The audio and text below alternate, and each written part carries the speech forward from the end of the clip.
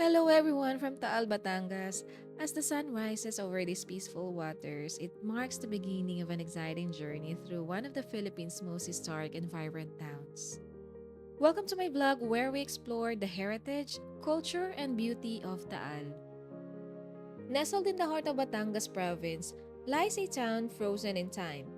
Taal, one of the Philippines' most well-preserved Spanish colonial towns. Here, centuries old ancestral houses stand proudly alongside what was once the largest church in Asia, telling stories of a glorious past that shaped the Filipino nation. Walking through Taal's narrow streets is like stepping back into the 19th century.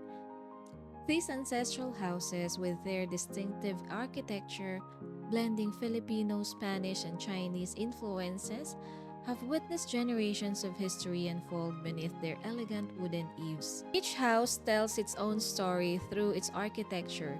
Capi's shell windows soften the bright tropical sunlight into a gentle pearl-like glow. Massive doors from single pieces of nara wood speak of the area's former abundance of hardwood forest. Declared a National Historical Landmark in 1987, Taal stands as one of the few remaining heritage towns in Philippines where history isn't confined to museums, it lives and breathes in every corner. With over 150 ancestral houses dating back to the Spanish colonial period, each street tells a story of our nation's rich past.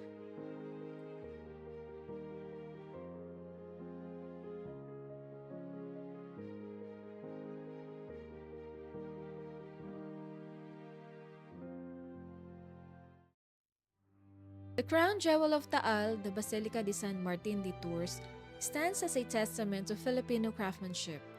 Built in 1856 using coral stone and egg whites as mortar, it rises 88.6 meters above the town plaza, making it the largest church in Asia. Its grand architecture bears witness to the town's prosperity during the Spanish colonial period when Taal's wealthy families contributed to its magnificent construction.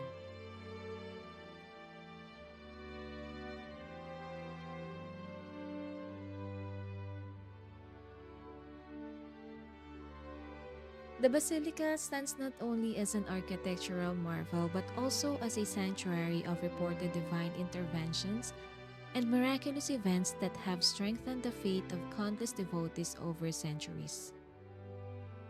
Perhaps the most enduring miracle is the basilica's continued preservation despite natural disasters, wars, and the passage of time. Just a short distance from the basilica lies another spiritual gem of Taal, the Our Lady of Kaysasay Shrine, humble in size but rich in devotion. The shrine holds centuries of stories and miracles, drawing pilgrims from all over the country. Our Lady of Kaysasay, a sacred haven of miracles. It is a centuries-old sanctuary that cradles one of the Philippines' most venerated Marian images. Built in 1639, this historical chapel holds within its weathered walls a story of faith, miracles, and divine providence. The shrine itself is a masterpiece of colonial architecture, built from coral stone and designed in the Spanish style. Its modest size belies its immense spiritual significance. The original stone steps, worn smooth by countless pilgrims, lead to what many consider the oldest Marian shrine in the Philippines.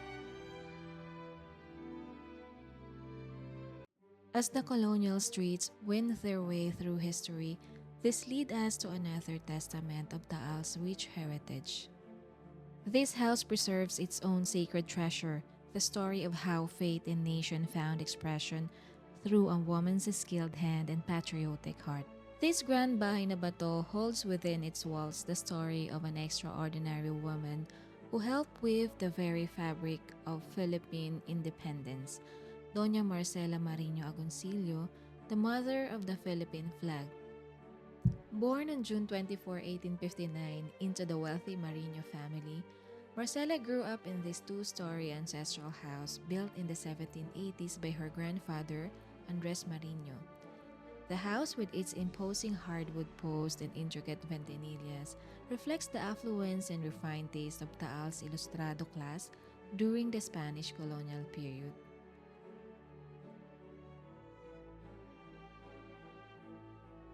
Within these rooms, young Marcela received an education befitting a daughter of privilege, attending the prestigious Santa Catalina College in Manila. Her skilled hands mastered the art of fine embroidery, a talent that would later serve a greater purpose in the revolution against Spain.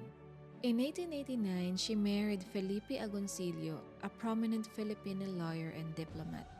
Their home became a silent witness to the clandestine meetings and patriotic discussions during the Philippine Revolution. But it was in Hong Kong, far from these familiar walls, where Marcela would make her most significant contribution to the Philippine history. In 1897, in exile with her husband, Marcela received a commission from General Emilio Aguinaldo to sew the first Philippine flag. Working with her eldest daughter Lorenza and Mrs. Delfina Herbosa de Natividad, she meticulously crafted the flag that would become the symbol of Philippine independence. Using the fine silk purchased in Hong Kong, she worked tirelessly for 5 days, carefully embodying the revolutionary's dream in every stitch.